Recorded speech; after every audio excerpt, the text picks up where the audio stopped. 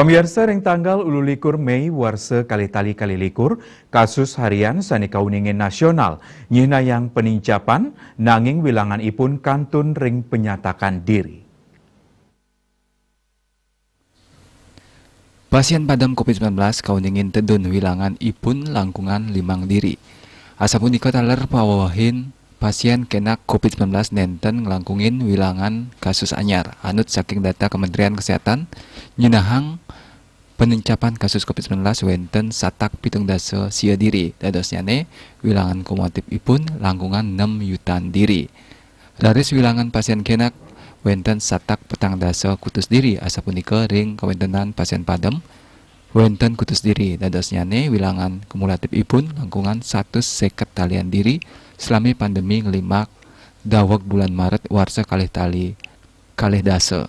Selanjutnya wilangan pasien COVID-19 sane kantun kerawat wenten langkungan kalih talian diri.